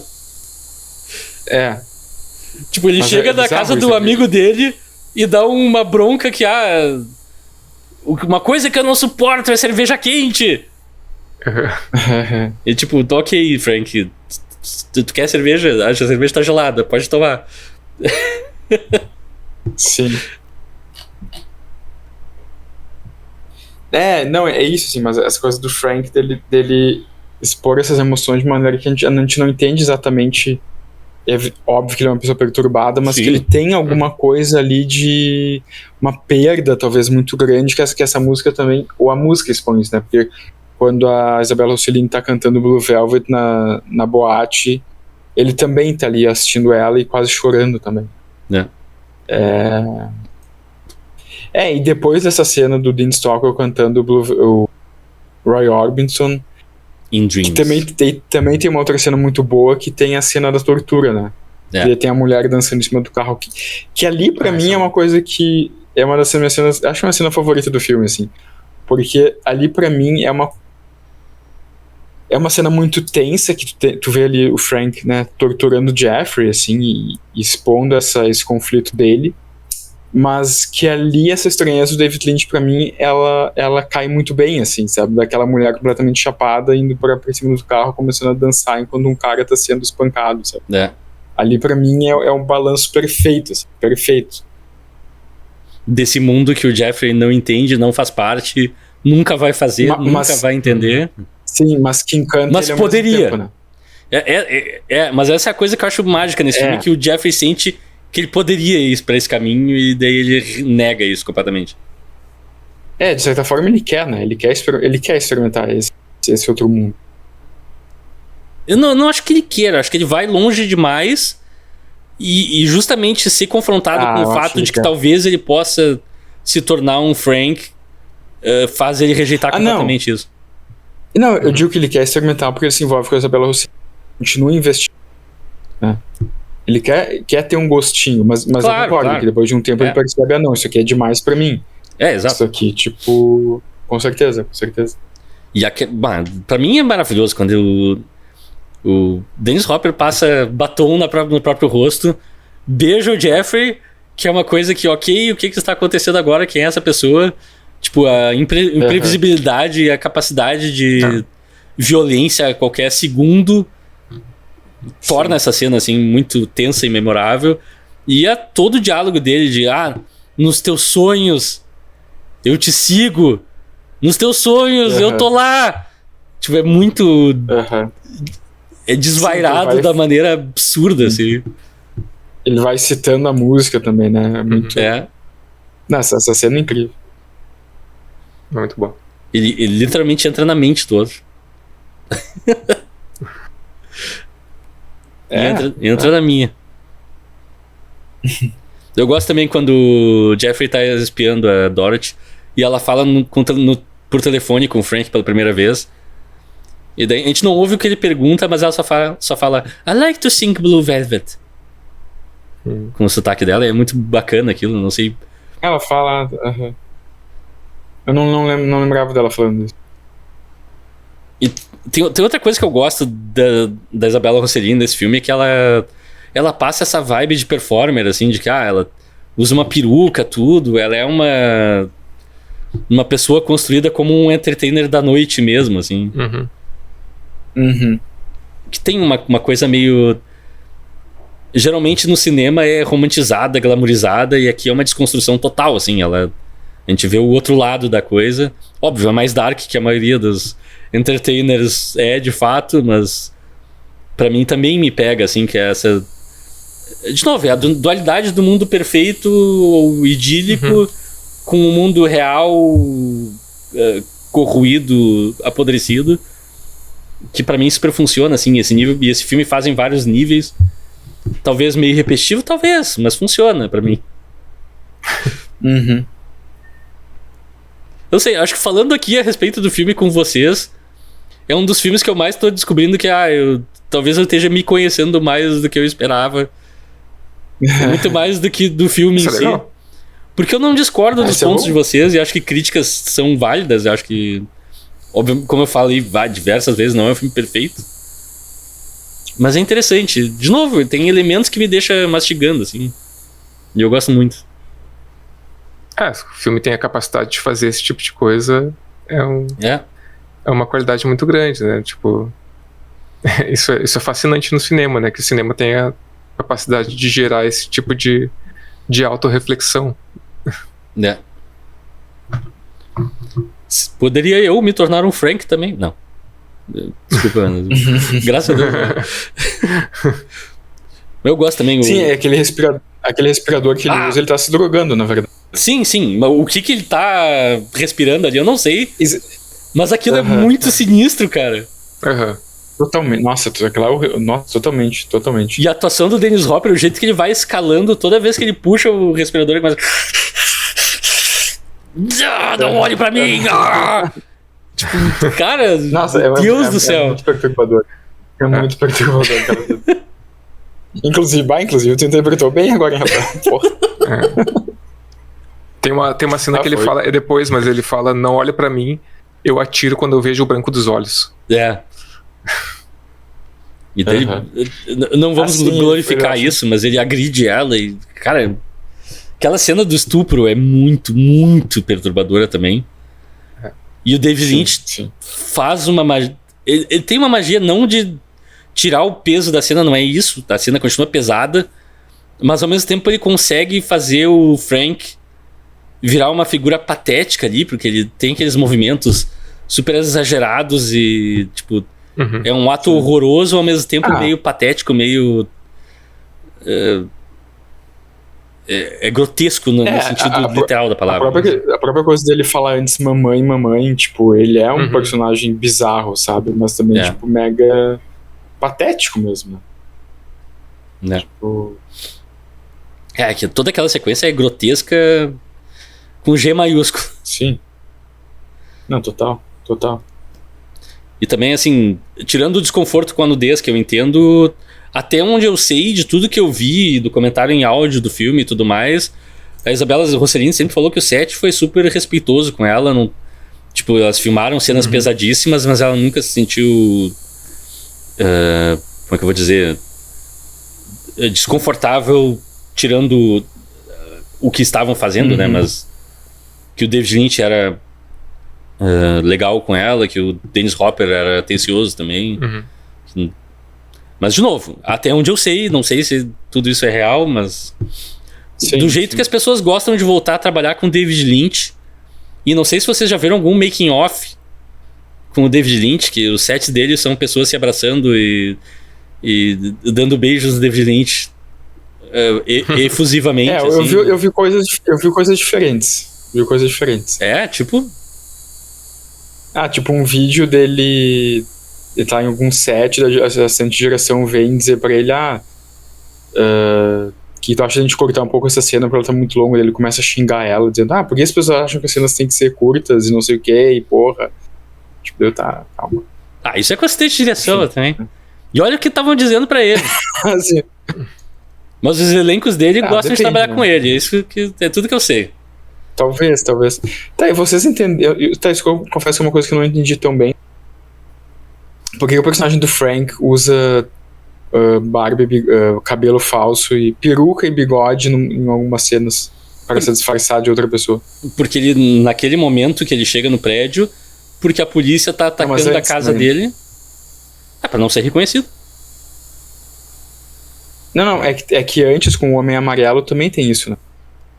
Quando o Jeffrey tá tirando fotos, primeiro ele tira fotos do Homem Amarelo com o Frank, e depois do Amarelo com o Frank disfarçado, daí a gente não reconhece o Frank. Daí vem a minha teoria de policial à paisana, porque ele acha que tá falando com o contato e não se dá conta que tá falando com o Frank de verdade. Óbvio que não é real isso, porque tu vê aquele bigode falso e peruca a 7 km de distância, Porém, na realidade do filme, aquilo engana as pessoas.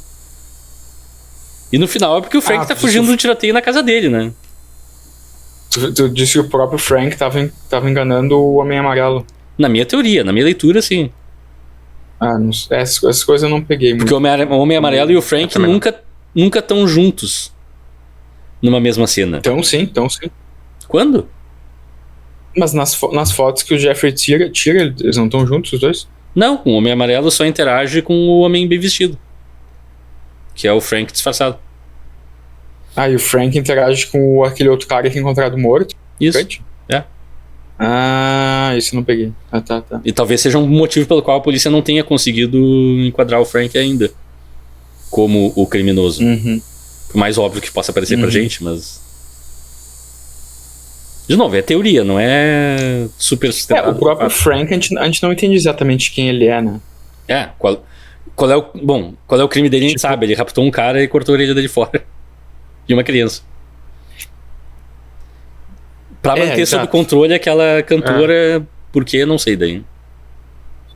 Exato, porque a gente não sabe. Mas isso não tem nada a ver com a questão do tráfico de drogas. Mas realmente, e tem algo com o tráfico de drogas. Elas não estão conectadas, né? E tem algo com o tráfico de drogas que eles apagam um cara que tava prestes a vazar pra polícia, aparentemente.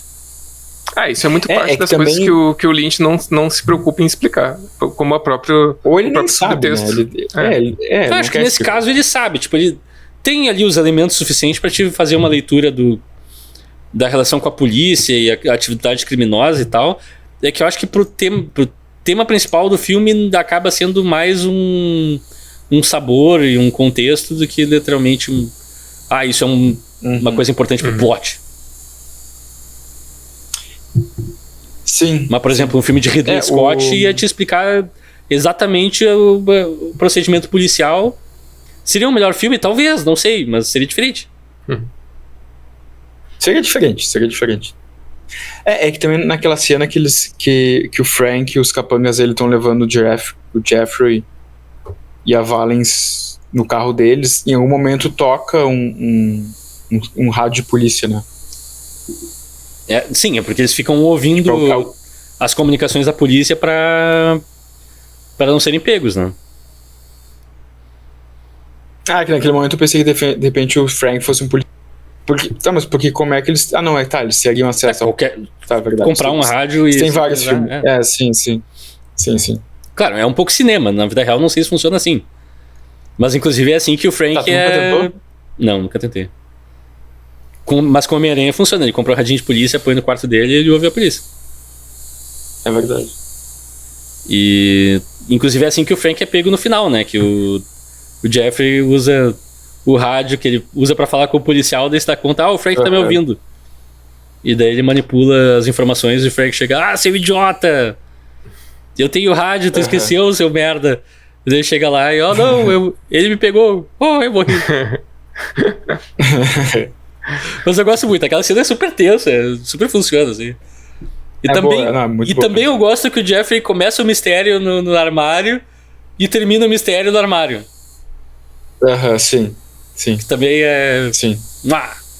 Voyeur, né? Tem muitas coisas do voyeur. Sim, total. Total. Ele quer ser um voyeur no mundo. É muito engraçado. Eu diga. É muito engraçado também na cena final, quando depois que ele mata o Frank, aparece a Laura Dern e o pai dela, que o pai dela aparentemente é um policial que tá sempre atrasado nos lugares, né? E ele chega com a arminha assim, tipo... parece muito caricato, assim. É muito tosco, E por que a filha dele chega antes da cena do crime? E por que ele não tá nem aí naquele momento? Tipo, não faz nenhum sentido, mas ok, eu aceito também. Eu também gosto, tem um momento muito, muito, muito filme tosqueira, que por algum motivo desse filme não me incomoda, que é quando ele vai entrar no apartamento de fato, eles esperam ela estar no bar cantando, não sei o quê, daí chegam na frente do prédio e ela ordena, quando tu tiver lá dentro e eu ver ela chegando, eu vou tocar a buzina 4 vezes. Pi, pi, pi, pi, pi. Beleza. Daí na hora o Jeffrey da descarga. mijando no apartamento e não ouve. Tipo, oi! Não, por que tu tá deixando teu DNA no lugar que tu tá invadindo? Não, e quando ele tá fazendo isso, ele ainda fala, né? Heineken. Tipo, bebe muita Heineken. Aliás, o product placement da Heineken, a Heineken deve ter patrocinado muito. Eu acho que não, eu acho que o David Lynch só gosta de Heineken. Sério? Deve ser, eu também. E ele colocou o Pepsi Blue Ribbon no vilão. Porque ele não gosta de Pepsi Blue Ribbon. E eles falam da Bud também. Não sei o que, meu pai toma só Bud. Aí o cara vai... Cara, quando a Sandy fala que o pai só toma Budweiser e o cara vai lá que fala The King of Beers. É muito engraçado, cara. Sim. Sim, o Cal MacLachlan é um gênio. Eu não sei como ele consegue. Ele tem um jeito meio... Parece que ele tá se divertindo ao mesmo tempo que ele... Tipo, ele parece que tá dentro e fora do personagem ao mesmo tempo e funciona, assim. Eu não sei explicar. Porque ele tem uma fascinação empolgada quase de criança com aquele mistério que nenhum ator acho que interpretaria daquela maneira. Acho que todo mundo ia... eu estou aqui secretamente fazendo uma coisa. E ele não, ele fala, eu entrei no apartamento e eu fingi que eu era detetizador. E daí eu achei uma chave. Sim, uma chave. Ela, tá, mas a chave tomara que abra alguma coisa, porque é uma chave.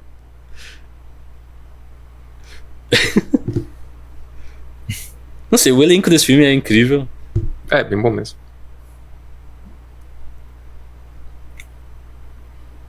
Não sei o que mais a gente... Bom, eu já citei a cena da Sandy falando do sonho dela, que é profundamente brega, mas ao mesmo tempo, se aquilo não tá no filme, o final é completamente sem graça. O final perderia muito daí. Mas eu gosto dela falando aquilo. Eu acho que, tipo, pro tom do filme, pra mim, combina, sabe? Sim, total. E pro tom da personagem também. Eu acho engraçado, assim, imaginar o David Lynch escrevendo uma cena na qual o personagem diz: e os pássaros simbolizavam o amor. Ao invés de deixar isso implícito, ele, não, isso é só texto. Aí vai embora. Dane-se. E daí no final tu entende, o pássaro tá lá porque eles encontraram o verdadeiro amor. Beleza, muito obrigado. Sim. Mas, de novo, como tu falou, funciona, Não, funciona. E eu não sei que leitura vocês têm deles fazerem parte ativamente do mundo... Ficarem no mundo suburbano e não procurarem nada diferente.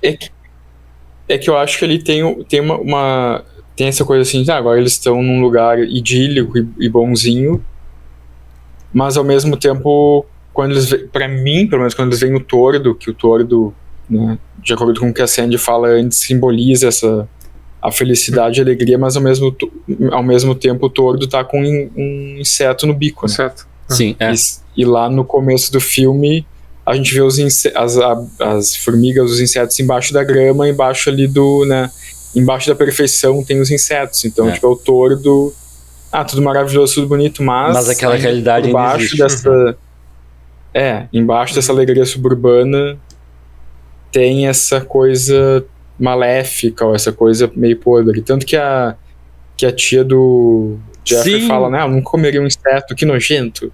E dela come alguma coisa logo depois, uma coisa até de um jeito meio estranho, assim. E é a tiazinha da beira da loucura, que é genial. Exato.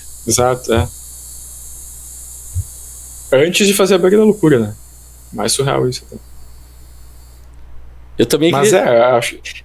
A própria imagem, que eu acho, isso eu acho muito legal, assim, a própria imagem que aparece no começo do filme do bombeiro, que aparece no final de novo também, assim, em câmera lenta. Essa tipo, imagem do subúrbio norte-americano seguro e tudo bem. Mas também passa pra mim muita imagem de que esse subúrbio é bonito e coisa e tal, mas é uma ilusão, não é real, assim. Total. Que totalmente. O bombeiro pra mim parece muito uma performance, uma coisa forçada. E né? Mas total. Simbolizando. Até como é que é? O cercado branco com as flores vermelhas, é toda essa coisa super bonita, super... Até forçadamente, né? Tipo, é uma estética forçada ali. Sim, sim. Não, e o David Lynch faz ser bem açucarado, bem exagerado. Ele força a saturação das cores. Bem artificial. Isso. Bem artificial. Chega ao ponto de que esse filme tem um pássaro mecânico tosquíssimo. E eu fico me perguntando, mas é proposital? É pra mim saber que ele é um pássaro mecânico? É o amor falso? É o amor real? O amor é artificial? O que ele está contando aqui? Ou é só um pássaro mecânico e não tem nada a ver? Não sei, tudo é possível. O David Lynch falou que as pessoas contestam isso às vezes. Daí ele diz que era um pássaro real. Daí as pessoas contestam ele. As pessoas contestam ele, tá, mas ele parece que tá meio artificial. Daí ele fala, não, é que ele tá atuando. Ok, isso é uma resposta perfeita pra cidade.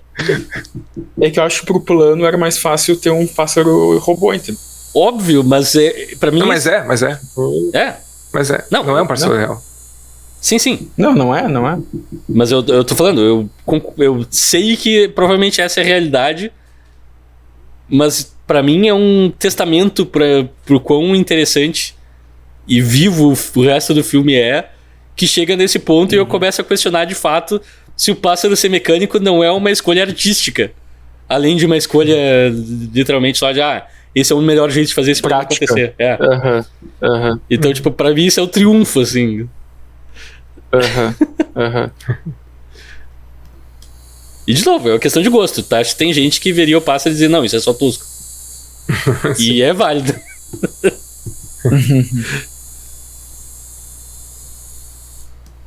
Mas enfim, alguém tem mais alguma cena ou momento pra trazer pro debate?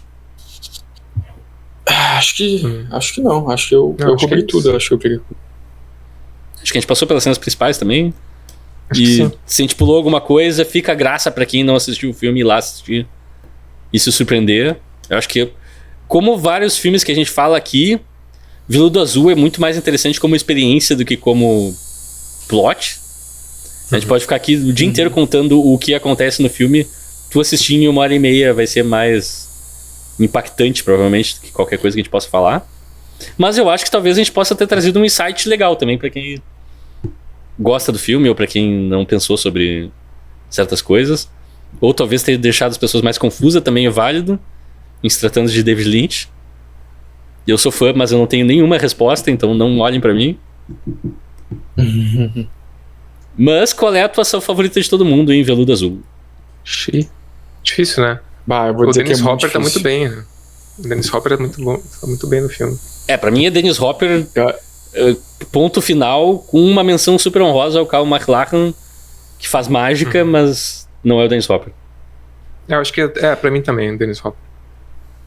É que pra mim, eu acho dos filmes que... Eu vou dizer, acho discutir no podcast, esse pra mim é o mais difícil de escolher. Porque pra mim todos estão bem, assim. Sim. A Laura Dern, a Isabella Rossellini, tipo, o papel da Laura Dern é da guriazinha meio de subúrbio, meio encantadinha, que acaba sendo meio que a salvação do personagem principal, mas ela faz isso muito bem também, sabe? Tipo, não é um papel fácil. Não. E é muito fácil cair no clichê. É muito... totalmente, assim, sabe? Eu vou votar em todos eles. Eu vou votar no Dennis Hopper, no Kyle MacLachlan, na Laura Dern e na Isabella Rossellini. Um pouco que assim, cada um. O personagem do Dennis Hopper, ele tem uma atuação pede uma atuação mais chamativa, né? Sim, total. Exato. Ele e a Isabella Rossellini também tem uma atuação bem chamativa. Também. Só claro, de maneiras diferentes. Daí tu tem o Dean Stockwell também, que ele aparece em uma cena, mas ele tá muito bem também. O Dean Stockwell é um capítulo à parte porque ele é especial. Tá. A gente tem que fazer um mês temático Dean Stockwell. Tem vários sexos aí. E cena favorita de todo mundo? A cena da mulher dançando em cima do carro. Essa é minha segunda cena favorita. Pra mim é o Frank declamando a letra de In Dreams pro Jeffrey. Não tem. É o momento do filme. Toda vez que eu vejo tira tudo que tu vê no filme do Frank. Só ver essa cena, tu entende o quão ameaçador e assustador esse cara é. Uhum. Então, assim, é uma cena gloriosa. E qual a nota final que todo mundo dá para Veludo Azul? 8. Eu também. É a minha mesma nota. Como eu falei, eu não consegui me conectar tanto com esse filme quanto com o filme anterior, mas as partes que funcionam pra ele eu acho muito interessante, muito instigante, assim, esteticamente. Uhum. E eu acho que é isso, é um olhar sobre o comportamento humano a partir de escolhas estéticas do Lynch que muitas vezes funcionam. E então o 8 é uma boa nota pra mim. Claro. É a minha nota. Pra mim eu fiquei numa nota 9. Enfim, eu tenho um histórico com esse filme também, um pouco de me envolver. Enfim, já há muitos anos gostando do filme, né? Aquela coisa. Difícil de ter uma visão 100% objetiva. E no meu ranking geral, ele acabou numa posição bem diferente do que eu esperava. Ele ficou em 20º. Não, 20º. Eu ia estar 15º. E chega mais perto. Eu ia estar 6º no começo, mas... Ele ficou acima do quê? Acima do Cavaleiro das Trevas, em 21º. Acima do Cavaleiro das Trevas, tá. Mas abaixo de Spencer. Não vi Spencer. Spencer é muito bom. O Spencer é muito bom. Que justamente foi assim, quais filmes da minha lista são mais parecidos com o Veludo Azul, eu geralmente penso. E quando eu olhei pro Spencer, eu pensei, o Spencer também tem coisas surreais. E o Spencer executa algumas coisas bem melhor que o Veludo Azul. E daí eu não consigo justificar que eu prefiro o Veludo Azul que o Spencer. E daí ficou aqui. Que é bizarro. Mas é o que é. E qual filme vocês recomendariam pra quem assistiu o Veludo Azul e quer mais do mesmo ou algo bem diferente? Eu vou dizer rapidinho a minha. Eu acho que é um filme que complementa de certa forma. Tem muitos temas em comum. Tem escolhas narrativas profundamente esquisitas e interessantes também. Que é o filme De Olhos Bem Fechados, que a gente fez um episódio aqui. Sim. Que tem um cara escrevendo uma carta formal dizendo que ele não está em casa, ou algo assim. Que não venha mais aqui. É genial. Entregam pro teu... Mas também é um filme que lida com essa dualidade de dois mundos. E é um pouco mais... se passa numa noite. E um cara deslocado, porém curioso, porém... Enfim, tem muitas relações. E é um baita filme por si só. Posso pegar tua vibe aí, Rafael? Porque eu também vou indicar um filme que a gente fez um episódio aqui. Vamos indicar só filmes de episódios. Depois de Horas é uma sessão dupla com esse filme bem legal, do Martin Scorsese. Sim, total. Cara, se eu disser que eu fiquei um pouco na dúvida entre Depois de Horas e De Olhos Bem Fechados, eu vou ser sincero. Porque também tem essa vibe noturna, de coisas estranhas acontecendo, relações estranhas. E é bem legal também. É isso. E tu, Leonardo? Aproveitando, então eu vou recomendar o Mistério de Silver Lake, que eu já tinha falado antes durante que também tem um episódio. Também tem episódio aqui. É que ele tem uma coisa muito Veludo Azul também. Tem muitos elementos parecidos. Sim. Assim. Mas pra não ficar só nisso, eu vou recomendar um outro filme com o Dennis Hopper. Super Mario Brothers, o filme. Que a gente já falou aqui também, né? Sim, já tem episódio. Aliás, pra quem acompanha só o podcast, ou pra quem assistir só os filmes do podcast, Dennis Hopper é conhecido por Super Mario Brothers e daí Veludo Azul. São os dois filmes de Dennis Hopper. Os contrastes. Mas Easy Rider é uma baita recomendação. Eu famosamente tive um colega na faculdade. Não, antes da faculdade ainda. No terceiro ano eu tive um colega que tocava bateria na minha banda, que ele gostava tanto de Easy Rider que ele andava com uma cópia do filme na mochila dele todos os dias. Sério? Sim. O time me contou isso, eu acho. Nossa. É genial. Talvez umas... Oi? Vai ter que me dizer o nome dele depois. É Jonas o nome dele, eu posso dizer. Eu não falo com ele faz quase 20 anos já. Se não mais. Bah. A gente... Aqueles amigos que não duram muito, mas tem algumas peculiaridades que ficam com a gente. E pra mim... Era uma cópia VHS do filme? Ou DVD? Não, era DVD. Bah? Que legal. O Dennis Hopper tá em velocidade máxima também. É verdade. Que a gente tem que fazer um episódio no futuro. Talvez no mês temático Keanu Reeves. Podia ser no começo do ano pra gente celebrar o ano passado, né? Keanu Reeves. Eu pensei que não ia fazer. Cara, eu pensei, o Alexandre não vai fazer essa piada. Não, ele não vai fazer. Tu sabe que eu não discordo. Bom, por falar nisso, o próximo episódio você tem duas opções. Que o próximo episódio é o ano que vem e a gente vai tirar umas férias no meio do caminho. Vocês querem na corrente, eu sou o próximo. A gente não sabe se a gente vai começar o ano com a corrente. Por vários motivos. Não é melhor a gente discutir isso fora do ar e se despedir das... Não, porque eu quero fazer uma questão pra vocês. Que eu tenho escolhido o meu filme, que seria o próximo da corrente. Se vocês querem que eu revele agora ou se eu segure pro ano que vem. Vamos ano que vem. Ano que vem só? Quer dizer, na verdade, pode revelar agora pra gente ver no ano que vem. Sim, mas é isso. Eu acho que ele pode ser revelado agora e o episódio não necessariamente vai ser o primeiro do ano que vem. Ele vai ser o primeiro episódio da corrente no ano que vem. A gente pode fazer... Não, acho que a gente segura. Eu anuncio daí no momento propício. Não, já fala, já fica. Não, vou deixar vocês na curiosidade. Tá bom. Então, assim a gente encerra o ano de 2025 nos episódios normais. Vamos ver o que a gente vai... Enfim, vamos discutir aqui internamente se a gente vai fazer mais alguma coisa ou não. Mas até ano que vem, gente. Até 2026. Até ano que vem. Até 2026. Quem acompanha o programa, fique ligado que janeiro, geralmente, a gente pega mais leve, tira um mês de férias, porque, né, os guerreiros ficam cansados. E também porque janeiro costuma ser um ano de muitas viagens, muita parente visitando e tempo pra parar e ver um filme inteiro e fazer um podcast a respeito, às vezes fica complicado. A gente gosta de ter esse espaço assim. Então, em fevereiro nós voltaremos. Eu quero nominar aqui a possibilidade de a gente fazer um mês temático de filmes de praia. Mas isso é só um sentimento. Eu não gosto de praia. A praia não gosto de cabra. Então, ano que vem nós nos vemos com alguma coisa interessante. Uma nova era de Eu Quero Ver o Filme, uma nova temporada, uma nova tudo. E você pode nos seguir nas mídias sociais em @Eu Quero Ver o Filme, exceto o Letterboxd, que Eu Quero Ver o Filme. E até o ano que vem. Alguém quer dizer uma mensagem de despedida?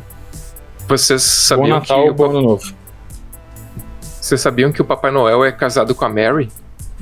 Com a Mary? Merry Christmas. Feliz Natal, pessoal. Essa piada é do Chaves, tá? Feliz Natal e Feliz Hanukkah pra quem comemora.